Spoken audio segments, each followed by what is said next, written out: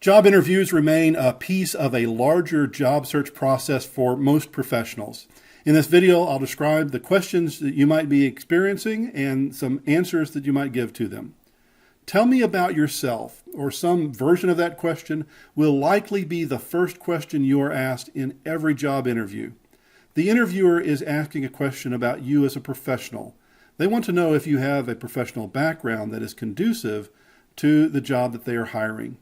You want to avoid giving information that would be illegal for the interviewer to ask for. The interviewer can't ask if you're married, have children, or religious, so it's best not to volunteer that information. Instead, talk about your professional experience, your training, your career aspirations. Tell me about yourself questions are ubiquitous. They're going to happen almost all the time. Now, after the tell me about yourself question, the questions will revolve around three areas: your competence, your attitude, and your compatibility. Competence questions ask if you have the required training and have demonstrated the skills you will need on the job. One answering key with competence questions is to provide specific examples. If the interviewer asks, do you have word processing skills, you might be inclined to say, yes, I like working with computers. However, a more complete answer might be, yes, I use Microsoft Word frequently to complete assignments, and I've also prepared the monthly newsletter for my civic organization. Giving specific examples quickly and without giving exhausting details is the key to answering competence question. Another key will be to know the professional skills required of you on the job that you're interviewing for. A fairly general question might be, why do you think you'd be good at this job? Your goal in answering the question would be to display your knowledge of the job. For example, in a job interview for technical support position, you might say something like, my understanding is that this job combines people skills and technical knowledge, and I have been the person friends and family turn to explain how their computers work. I believe I am good at making technical information understandable. Interviewers often ask behavioral questions or performance-based questions. These will come in the terms of tell me a time when you, or tell me a what-if question. You might do your own internet search over behavior-based questions on job interviews to see better examples. A couple of keys will be to brainstorm instances where you collaborated at work, or that you accomplished a task under pressure, or dealt with difficult people, or just think about the kinds of things that they would be asking about in the particular job that you're going for, and relevant experiences that you have had that demonstrated you have that skill. Now, some other competence questions you might encounter would be this. This is not an exhaustive list. What are your strengths? What is a strength you have used and how have you used it? What are your weaknesses? What is a weakness you have and how have you compensated for it? Technical questions relative to the job might be common. What caused you to choose this profession? Tell me about your last position. What was your favorite class in high school? In what areas did you tend to do best? What extracurricular activities were you involved with in high school? What professional organizations do you belong to? What is your favorite class this semester? What is your current job title and what are your responsibilities? How do you manage your time at work? How do you see your job changing over the next couple of years? What are you currently doing to prepare for these changes? Attitude questions seek to determine if you have the personality traits and emotional intelligence and the work ethic to perform the job. One of the keys to answering this question is to know yourself. Personality assessments like the Myers-Briggs or Enneagram may help you organize your own thoughts about yourself. I would recommend, however, that you don't assume the interviewer knows the jargon that these sorts of personality tests tend to generate. Telling your interviewer that your Myers-Briggs code is something like an ENFJ will mean nothing to them if they are not familiar with Myers-Briggs. Also, this is not the time to try to explain Enneagram to them. Just use the language to organize your own thoughts, but describe it to them as though they didn't have that knowledge already. I find it helpful to think about core self-evaluations. Core self-evaluations, or CSE, is a psychological concept introduced by Timothy Judge in the late 1990s. Here's how he defined it in Current Directions in Psychological Science essay in 2009. He explained, core self-evaluations are fundamental, bottom-line evaluations people make of themselves. He identifies the basic building blocks of CSE to be balanced self-esteem, generalized self-efficacy, internal locus of control, and low neuroticism. Self-esteem is the worth or value you place on yourself. In a job interview, you want to demonstrate that you value yourself and you expect other people to value you without coming off arrogant or requiring preferential treatment. Generalized self-efficacy is your belief in yourself that you are capable of handling life situations and work situations. Locus of control is reflected in whether you have the self-motivations to do a good job or need constant supervision and external rewards to work at your highest level. Someone with internal locus of control is self-motivated.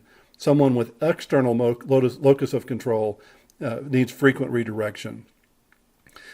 Fourth, Judge defines neuroticism as a state of one's emotional stability. So low neuroticism is exemplified in being emotionally resilient and emotionally restrained. While interviewers may not be familiar with CSE or be thinking about attitude and personality using these specific terms, generally that's what they're looking for. They're looking for balanced self-esteem, generalized self-efficacy, internal locus of control, and low neuroticism. The best way for you to exhibit these in a job interview is to work on them in your life as a whole. Here are some questions that you might encounter that relate to attitude and personal disposition for the work or your work ethic. Why did you leave, or why do you want to leave your previous or current place of employment? How do you work under pressure? What motivates you to do your best work? Who has been the biggest influence on you as a professional? Do you have a formal performance evaluation system? What was your last performance evaluation like? How do you prioritize your work for maximum efficiency? Compatibility questions relate to your fit within the organization or business and within the specific work context of the job. With these kinds of questions, the key revolves around your knowledge of the organization. Be sure to do your own research. Try to find out what the job culture is like. Determine if they are compatible with you just as much as they are trying to determine if you are compatible with them. Compatibility questions also tend to focus on your interactions with coworkers, supervisors, and subordinates. Some common compatibility questions would be, how do you handle a situation with a coworker who's never on time? How would you handle a situation with a coworker who doesn't pull their own weight? Describe your relationship with your last employer, coworkers. What did you like? What did you dislike? Are you a team player? What irritates you in coworkers? Tell me about a time when you handled, or tell me a little bit about how you handle email from coworkers. What's your approach to inter-office scheduling?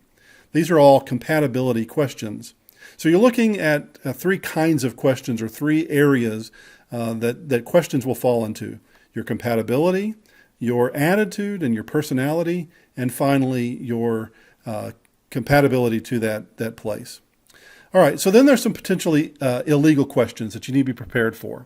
You should be prepared for the interviewer to drift into illegal questions. For example, it is illegal for them to ask for a picture to be attached to your application unless you're interviewing to be a model or an actor. It is illegal to ask about a person's marital status or family or children or sexual orientation. It would be illegal for them to ask about your attendance at religious services unless the organization is religious, or to ask about your membership in general clubs, civic organizations. The interviewer can ask about professional or trade-related memberships, but not about whether you're in a sorority or fraternity. It would be illegal for a potential employer to ask about an arrest or to request medical information. Keep in mind what the law says. The law says an employer must restrict their questions to BFOQs, bona fide occupational qualifications. Interviewers will sometimes ask illegal questions because they don't know that they are illegal. In instances like that, you may decide just to answer the question or politely say, "I'm not sure you're allowed to ask that question." I would recommend that you not embarrass the interviewer. Sometimes interviewers will be trying to ask a question that is relevant to the job, but asking it in an illegal way. For example, a restaurant manager might ask, "Do you go to church on Sunday?" And you might decide that they're really trying to ask is, "Can you work on Sunday?" If that's the case, you might think about rephrasing the question in a legal way. So in this previous example, you might say something like, if you're asking, "Can I work on the weekend?" and then you would give them your answer. Finally, you may determine that the interviewer is asking an illegal question and they really don't care that it's illegal. There's a point at which you may have to decide that the job isn't worth it if the interviewer lacks that much integrity. You should always feel empowered to decline to answer any question. I would recommend that at that point you say simply, I would prefer not to answer that question, or if they ask why, say, I do not believe you have a legal right to ask that question, or I don't see how it's relevant to job performance. I would recommend that you not say, that's an illegal question, or it's illegal for you to ask that. You're not a lawyer. Maybe you are, but if you're not a lawyer, you really aren't qualified to say that's illegal, but rather you don't think it's legal. It's possible that the question is legal, and it may still be rude, in which case you may still decide that you don't want to answer it. There are some lawful questions that may seem illegal. It is legal to ask if there are certain days, like Fridays, Saturdays, and Sundays, on which you will be able to work. An interviewer can ask if there are particular language skills that you might have that would enable you to perform more effectively on the job. They would not be allowed to ask if English is your first language or if English is the primary language you use at home. They may ask if you are authorized to work in the United States. They may not ask if you are a U.S. citizen. And the interviewer can ask about specific physical fitness to perform related tasks to the job, though they can't ask general medical questions about you. All right, so there we have it. We've talked about how to answer that ubiquitous tell me about yourself question. We've looked at 3 areas of other questions around competence, attitude, and compatibility. And finally, we've looked at the illegal questions and potentially illegal questions and how you might answer them. I hope that helps you to do your best on your next job interview.